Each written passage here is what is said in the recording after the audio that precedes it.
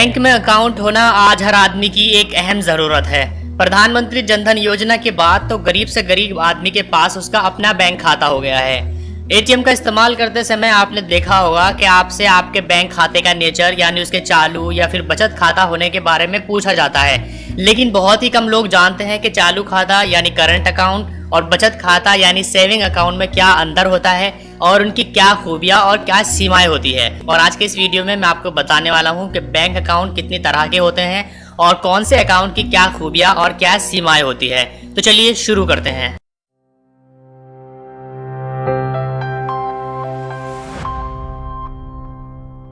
में आमतौर पर 4 तरह के खाते होते हैं। एक होता है चालू खाता यानी करंट अकाउंट, एक होता है बचत खाता यानी सेविंग अकाउंट, एक होता है आवर्ती जमा खाता यानी रिकरिंग डिपॉजिट अकाउंट जिसको आरडी भी कहा जाता है, और एक होता है सावधि जमा खाता यानी फिक्स्ड डिपॉजिट अकाउंट जिसको एफडी भी कहा जाता है। चलिए सबसे पहले हम बात करते हैं सेविंग अकाउंट यानी बचत खाते के बारे में। ये खाता आम लोगों के लिए होता है और निजी लेन देन निपटाने के काम आता है, लेकिन इस अकाउंट पर लेन देन की सीमाएं होती है। अमूमन एक दिन में एक बचत खाते से ज्यादा 5 ट्रांजैक्शन किए जा सकते हैं। बचत खातों में जमा राशि पर बैंक ब्याज भी देता है।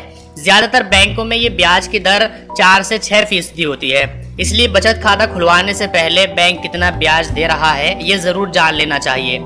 यहाँ ये भी जानना जरूरी है कि सेविंग अकाउंट के ब्याज पर टैक्स लगता है, हालांकि 10,000 रुपए सालाना ब्याज पर टैक्स में राहत का प्रोविजन है। बचत खाता रखने वालों को बैंक की ओर से cheque book, debit card, ATM card, internet banking और मोबाइल बैंकिंग की सुविधाएं मिलती है। इनमें ज्यादातर सुविधाएं फ्री होती है, लेकिन कुछ सेवाओं पर बैंक फीस भी ले सकते हैं। जैसे कि नाम से ही पता चलता है कि सेविंग अकाउंट सेविंग करने के लिए बना है। हम आप जैसे लोग चाहते हैं कि हमें हमारे जमा किए गए पैसों पर इंटरेस्ट मिले और कम से कम अपने अकाउंट से पैसा निकाले। जितना जमा उतना अच्छा। कोई भी आदमी चाहे वो किसी भी कंपनी में काम करता हो, सरकारी नौकर हो, पेंशनर हो, छात्र हो, वो सेविंग अकाउंट में अपना खाता खोल सकता है। जैसे कि मैंने बताया कि सेविंग अकाउंट में अकाउंट धारक को जमा किए गए पैसे पर इंटरेस्ट भी मिलता है। बचत खाता के धारक कभी भी अपने जमा धन को बैंक से निकाल सकते हैं और कभी भी बैंक में पैसे जमा कर सकते हैं। पैसे जमा करने की संख्या में कोई रेस्ट्रिक्शन तो नहीं होता, लेकिन पैसे निकालने की संख्या में कुछ रेस्ट्रिक्शन जरूर होते हैं। जैसे कि आप 50 रुपए से कम नहीं निकाल सकते हैं, या एटीएम से 6 महीने के अंदर आप 30 से ज्यादा बार पैसे नहीं निकाल सकते हैं। चालू खाते की तरह आप कभी भी कहीं भी जितना चाहे उतना पैसा सेविंग अकाउंट से नहीं निकाल सकते हैं। ज्यादातर बैंक अपने ग्राहक को अपने अकाउंट में कम से कम राशि बनाए रखने के लिए बाध्य करते हैं। इंटरनेट बैंकिंग और मोबाइल बैंकिंग के जरिए आप जरूरी बिलों का भुगतान कर सकते हैं, ऑनलाइन शॉपिंग कर सकते हैं, फंड ट्रांसफर कर सकते हैं, डेबिट कार्ड के जरिए भी पैसा निकाल सकते हैं, शॉपिंग वगैरह करी जा सकती है।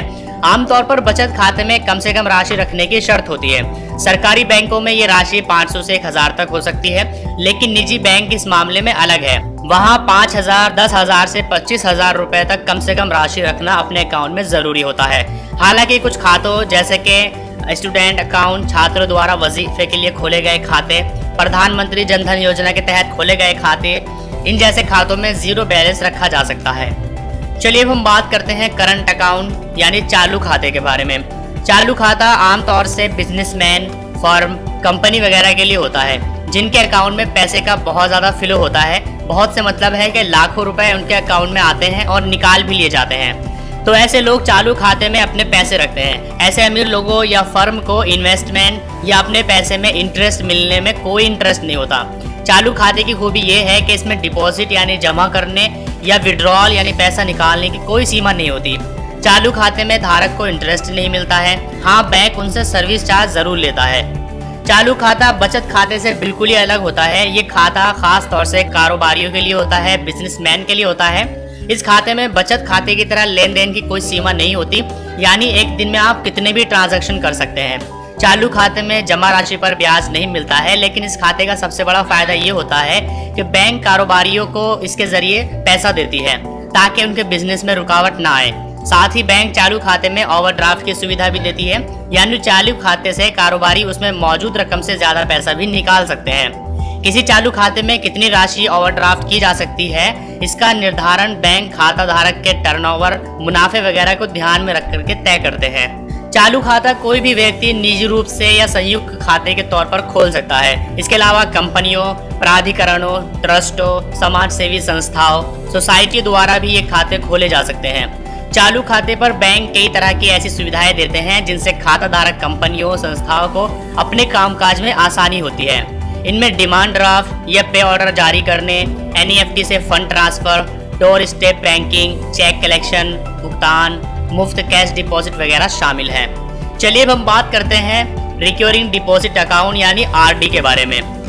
RD अकाउंट में वो लोग खाता खोलते हैं जो एक निश्चित राशि नियमित रूप से जमा करना चाहते हैं, जिससे कि उन्हें अधिक दर पर सूद, ब्याज, इंटरेस्ट मिले।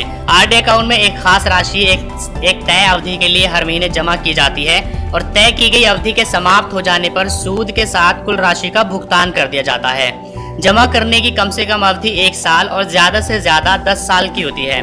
सूद की दर जमा पैसे और जमा की अवधि के हिसाब से अलग अलग प्लान में अलग अलग होती है। जैसे कि अगर आप हर महीने 10,000 रुपए जमा कर रहे हैं तो आपको ज्यादा इंटरेस्ट मिलेगा उन लोगों की तुलना में जो केवल 4,000 रुपए महीने जमा कर रहे हो, उन्हें कम इंटरेस्ट मिलेगा। वहीं आप ज्यादा अवधि के लिए पैसे जमा करने वाले हैं तो आपको ज्यादा इंटरेस्ट मिलेगा और कम अवधि के लिए कम इंटरेस्ट मिलेगा।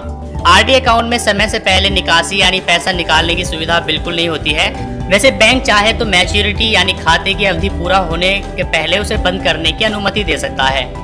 आवर्ती जमा खाते यानी RD में सिंगल या जॉइंट अकाउंट खोले जा सकते हैं। चलिए हम बात करते हैं FD के बारे में यानी fixed deposit account.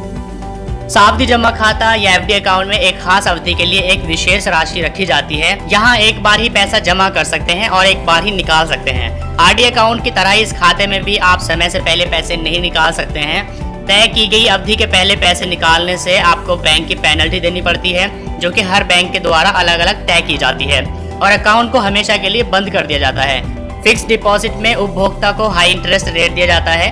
Interest rate जमा पैसे यानी डिपॉजिटेड मनी और जमा की अवधि यानी डिपॉजिट पीरियड के आधार पर तय की जाती है, जो कि ज्यादा से ज्यादा 10 साल के लिए होती है। तो दोस्तों, आज के इस वीडियो में आपने जाना कि बैंक अकाउंट कितने प्रकार के होते हैं और कौन से अकाउंट की क्या खूबियां और क्या सीमाएं होती है। अगर आपको ये वीडियो अच्छा लगा है तो इसको लाइक कीजिए, अपने फ्रेंड्स के साथ शेयर कीजिए और अगर आपने अभी तक हमारे YouTube चैनल को सब्सक्राइब नहीं किया तो मैं आपको सजेस्ट करूंगा कि अभी सबसे पहले हमारे YouTube चैनल को सब्सक्राइब करिए, ताकि इस तरह के नए नए वीडियोस आपको रोजाना सबसे पहले मिलते रहें।